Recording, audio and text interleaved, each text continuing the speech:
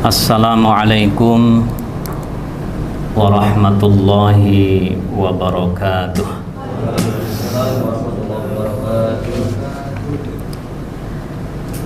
Alhamdulillah alladzi bi ni'matihi tatimmus shalihat. Wassalatu wassalamu ala nabiyyina Muhammadin wa ala alihi wa sahbihi ajma'in, amma ba'du. Jemaah yang dimuliakan Allah, pertama kita panjatkan puji dan syukur kehadirat Allah Subhanahu wa ta'ala atas limpahan nikmat dan karunia-Nya. Salawat dan salam tidak lupa senantiasa kita sampaikan keharibaan junjungan kita, uswah hasanah kita, Nabi besar Muhammad sallallahu alaihi wasallam, juga kepada keluarga, para sahabat, para tabi'in, dan mudah-mudahan rahmat Allah juga selalu tercurah kepada kita semua umatnya. Pengambutan jamaah sekalian, melaksanakan tugas dari Bapak Kakan untuk membersamai jamaah Musholla Al-Ikhlas kantor Kemenak Kota Yogyakarta. Selama bulan Ramadan kita akan membaca dan mengkaji hadis-hadis baginda Nabi yang ada di dalam kitab Al-Arba'in An-Nawawiyah. Nanti saya bersama Bapak Lukman Hakim secara bergantian akan membacakan dan sedikit mengulas hadis-hadis Arba'in yang disusun oleh Imam An-Nawawi.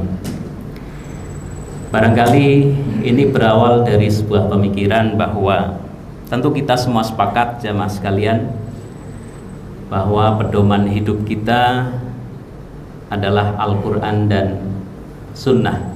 Pedoman pokok hidup kita adalah Al-Quran dan hadis-hadis Nabi. Namun jujur, selama ini barangkali kita masih sangat sedikit meluangkan waktu untuk membaca, apalagi mengkaji dan mempelajari hadis-hadis Nabi. Kalau membaca Al-Quran, saya yakin kita semua sudah sering setiap hari, apalagi di bulan Ramadan.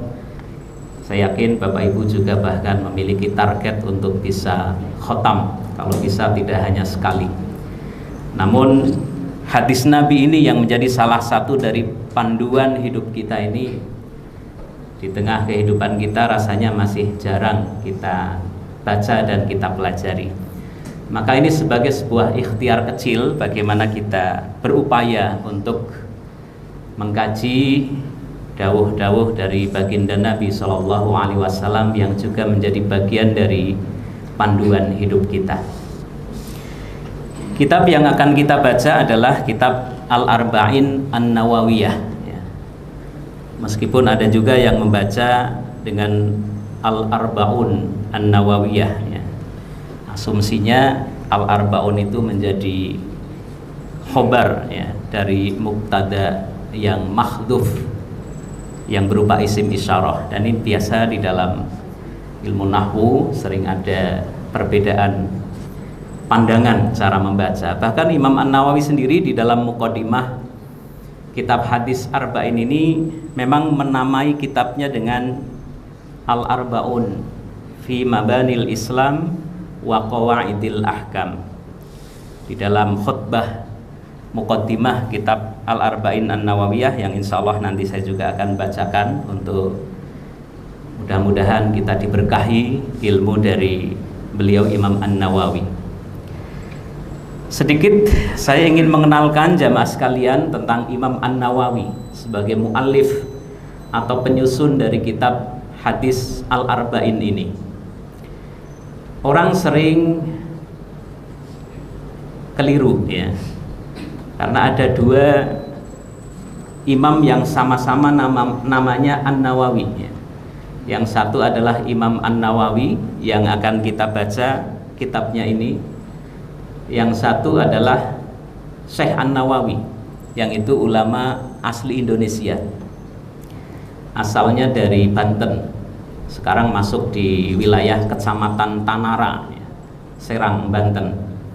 namanya Syekh Muhammad Nawawi ya, Al-Bantani, dan beliau ini juga ulama besar, termasuk salah satu dari deretan ulama Indonesia yang pernah menjadi pengajar di Haramain, di Tanah Suci. Dahulu banyak ulama-ulama Indonesia yang menjadi ulama besar di Tanah Suci. Kita sebut misalnya ada Syekh Ahmad Khotib As-Sambasi, Syekh Ahmad Khotib Al-Minangkabawi, Syekh Mahfud At-Turmusi dari Termas, Pacitan ya. Kemudian Syekh Nawawi Al-Bantani ini yang bahkan mendapat gelaran Sayyidul Ulama Hijaz ya, Sayyidul Ulama Hijaz ya. Jadi pemuka ulamanya Hijaz atau Tanah Suci, karena menjadi guru yang sangat dihormati dan memiliki banyak sekali karangan kitab yang sampai sekarang juga masih banyak dibaca dan dipelajari di pondok-pondok pesantren. Salah satunya Nihayatuz Zain, yaitu satu kitab fikih yang cukup besar. Nah, sementara Imam An-Nawawi adalah seorang ulama besar dari Syam, dari Damaskus, dari Syria. Nama lengkapnya Yahya bin Syaraf Abi Zakaria An-Nawawi ya. Beliau berasal dari satu kampung yang bernama Nawa.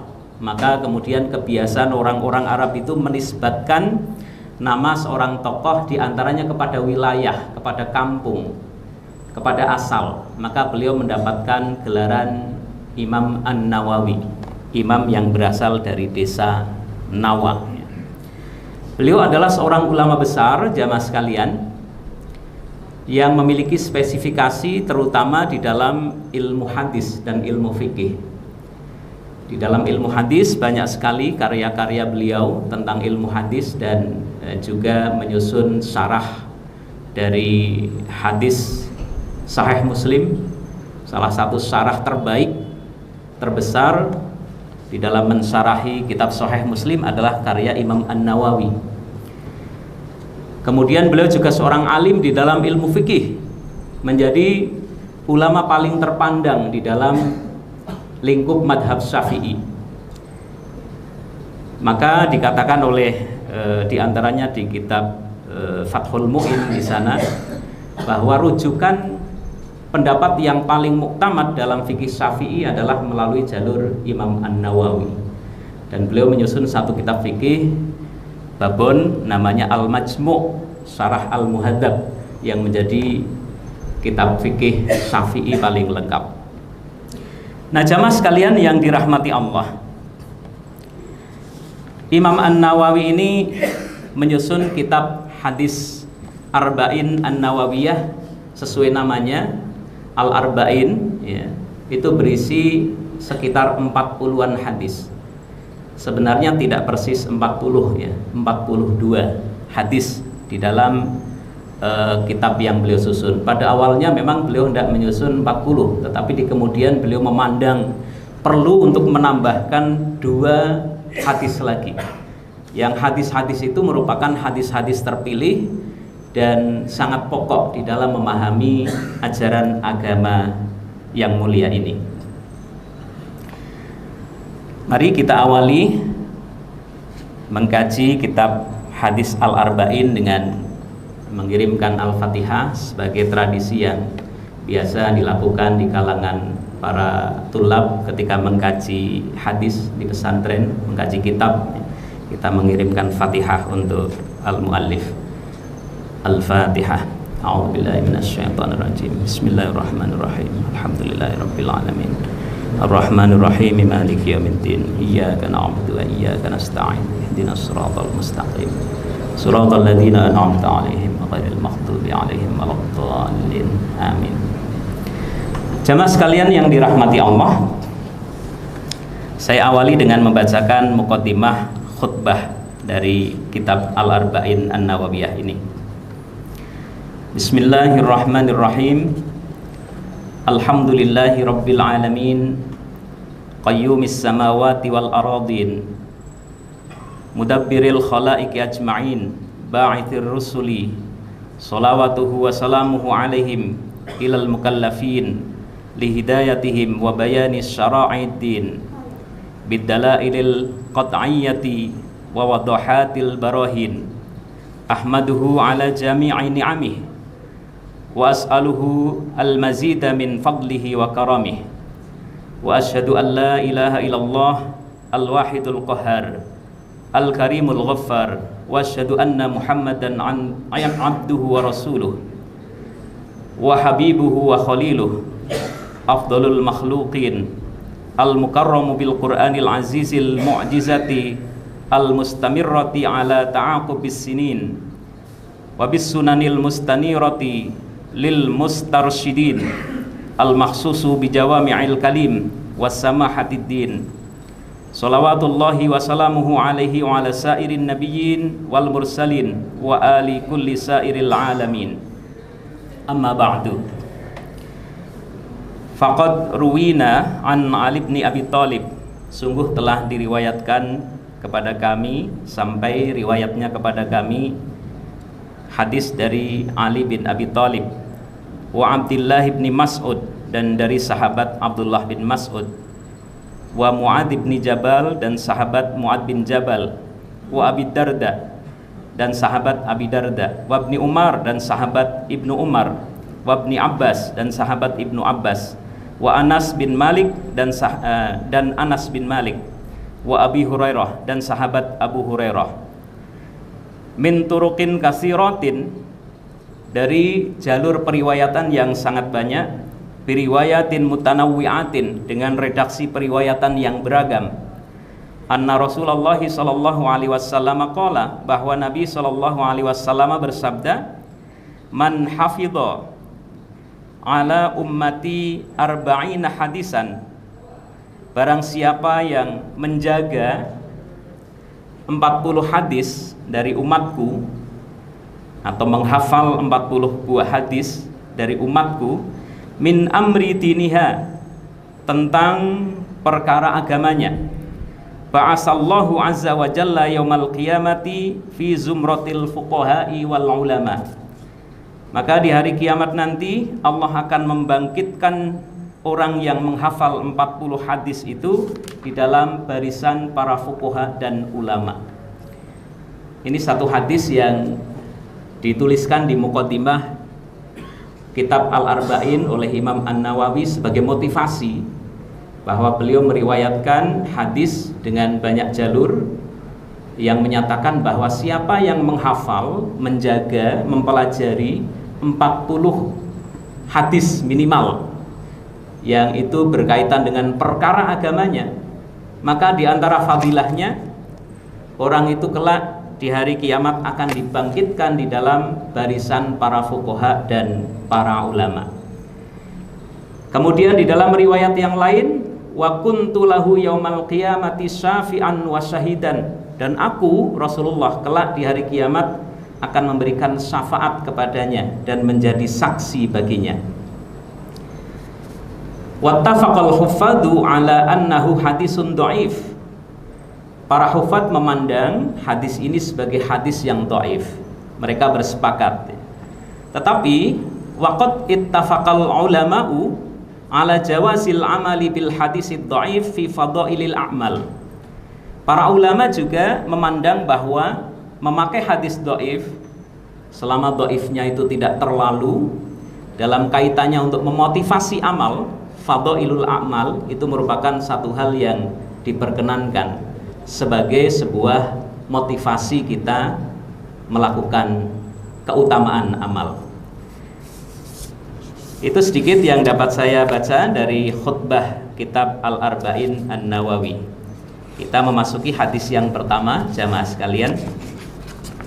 Ini hadis yang insya Allah sudah kita hafal, walaupun belum seluruhnya, tapi sebagian dari matan hadis ini insya Allah kita sudah sering mendengar, bahkan sudah hafal. An Amiril Mu'minina Abi Hafsin Umar bin Khattab. Hadis ini diriwayatkan dari Amirul Mukminin, sahabat Umar bin Khattab. Di sini disebut Umar bin Khattab itu dengan sebutan Abi Hafsin. Abi Hafsin ini julukan untuk Umar bin Khattab. Sebagian ulama menyebutkan bahwa Hafs di sini maksudnya adalah singa. Jadi karena Umar bin Khattab ini terkenal dengan keberaniannya, dengan ketegasannya, dengan kelincahannya, maka beliau dijuluki sebagai Hafs, yang artinya adalah singa. Bahkan julukan ini menurut sarah kitab hadis Arba'in, judulnya Al-Jawahirul Lu'lu'iyah, ya, itu diberikan langsung oleh Rasulullah SAW. Ada juga yang memaknai Abu Hafs ini karena Umar ini punya putri namanya Hafsah yang menjadi istri baginda Nabi, maka beliau disebut Abi Hafsin. Qala, ia berkata, sami'tu Rasulullah sallallahu alaihi wasallam yaqul, aku mendengar Nabi sallallahu alaihi wasallam bersabda, innamal a'malu binniyat wa innama likulli imri'in ma nawa.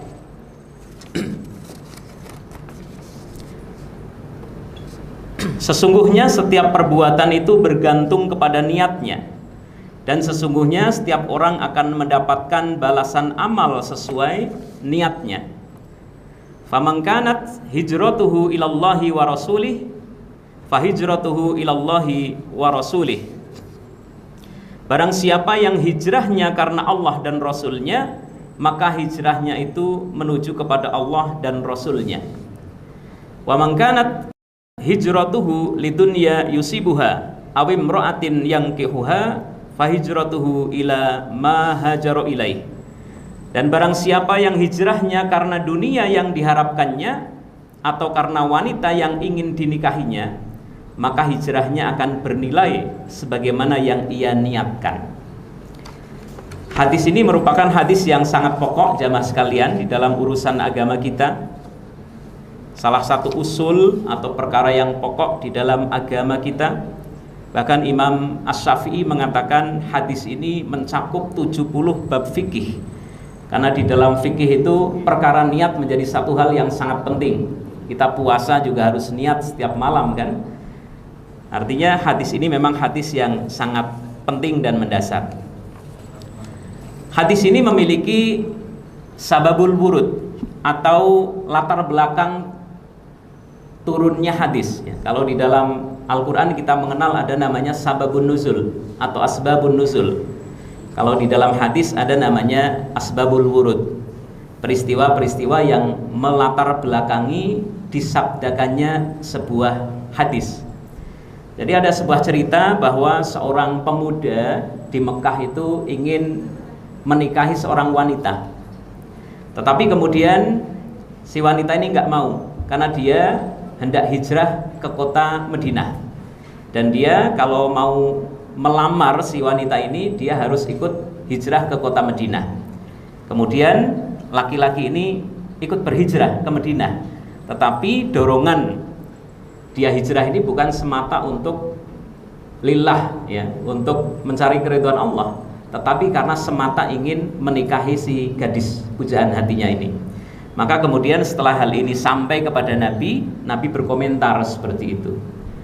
Wanita yang dinikahi itu namanya Ummu Qais, ya. Maka orang yang berhijrah karena dorongan ingin menikahi Ummu Qais ini di kalangan sahabat kemudian dikasih gelar Muhajir Ummu Qais, ya. Orang yang hijrah ingin menikahi Ummu Qais, ya. Nah, jamaah sekalian yang dirahmati Allah, di dalam hadis ini Nabi Shallallahu Alaihi Wasallam menyampaikan bahwa niat itu satu hal yang sangat penting di dalam urusan agama kita. Karena niatlah yang kemudian akan menjadi salah satu dari landasan diterimanya amal kita. Imam Al-Ghazali mendefinisikan niat sebagai sesuatu yang melatar belakangi sebuah pekerjaan, ya, qasdu syai'in, ya. Bagaimana dia menyengaja melakukan sesuatu, ya, muqtarinan bi fi'lihi, dengan dikaitkan perbuatan yang dikerjakannya. Dan niat yang kita lakukan di dalam melakukan ketaatan tentu harus didasarkan kepada niatan yang ikhlas. niatan yang memiliki motivasi untuk mencari keridhaan Allah, karena itu salah satu di antara syarat diterimanya amal kita. Bahkan jamaah sekalian, berharganya niat itu, meskipun misalnya kita terhalang tidak bisa melakukan satu amalan karena udzur atau di luar kendali kita, itu pun masih bernilai meskipun kita nggak jadi melakukan sebuah amalan. Kita niat mau sedekah misalnya, tetapi ternyata kita nggak punya duit untuk disedekahkan. Nah, sudah kita bermodal niat, itu kata Rasulullah, kita sudah mendapatkan pahala. Di dalam sebuah hadis juga Nabi menyatakan, niat ini kalau dilakukan dengan niatan yang lurus untuk mencari keridhaan Allah, perkara yang kelihatan tidak memiliki dimensi ibadah pun bisa menjadi perbuatan yang berpahala. Kam min amalin yatasawwaru bisurati a'malud dunya bisurati a'malid dunya yasiru amalal akhirah bihusnin niyah, kata Nabi. Banyak perbuatan yang sekilas tampak seperti perkara duniawi, tapi kalau diniati dengan niat yang baik, niat yang ikhlas mencari ridho Allah, dia bisa bernilai ukhrawi. Kita makan dan minum itu perkara duniawi kelihatannya, tapi kalau kita melakukannya dengan niat yang baik, dilakukan dengan memperhatikan tuntunan, misalnya dilakukan tangan kanan, syukur kita baca basmalah, itu jadi ibadah. Kita tidur, siapapun yang namanya makhluk hidup, manusia tidur, yang membedakan tidurnya orang yang mendapatkan pahala dengan tidak, diantaranya juga niatan yang baik. Apalagi juga kita awali dengan membaca doa misalnya. Nah, niat ini juga berfungsi untuk membedakan satu kebiasaan dengan sebuah ibadah. Misalnya, kita berpuasa. Puasa itu perlu niat, karena puasa itu bagian dari ibadah. Dengan sesuatu hal yang bukan merupakan bagian dari ibadah, ya misalnya kita tidak makan dan minum tapi motivasinya bukan untuk berpuasa misalnya, untuk diet misalnya, itu kan berbeda. Kita mandi, setiap hari juga kita mandi, sama-sama pakai air, sama-sama basah. Tapi yang membedakan mandi yang kita lakukan itu, misalnya mandi wajib, itu kan bagian dari ibadah, perlu niat. Dengan mandi yang merupakan satu kebiasaan kita sehari-hari, itu pada niatan kita. Jadi niatan ini yang membedakan satu ibadah dengan satu hal yang bahwa itu bukan merupakan bagian dari ibadah. Atau membedakan satu ibadah dengan ibadah yang lain. Kita sholat 2 rakaat, apa kita sholat tahiyatul masjid, sholat qobliyah, atau sholat sunnah mutlak, atau sholat qodho misalnya, itu kan niatnya. Jadi niat ini yang kemudian mendasari satu perbuatan itu dan membedakan satu ibadah dengan ibadah yang lain. Kita memberikan sejumlah uang 100.000 katakanlah, ini sedekah, hadiah, zakat, atau nyarutang ya, itu kan niatnya ya. Maka niat ini menempati posisi yang sangat penting di dalam perkara agama kita ya. Jamaah sekalian yang dirahmati Allah, karena waktu yang terbatas, mungkin sampai di sini untuk kesempatan siang hari ini. Kita telah membaca hadis yang pertama dari kitab hadis Al-Arba'in An-Nawawiyah. Semoga yang sekelumit ini ada manfaatnya untuk kita bersama. Terima kasih, kurang lebihnya mohon maaf. Assalamualaikum warahmatullahi wabarakatuh.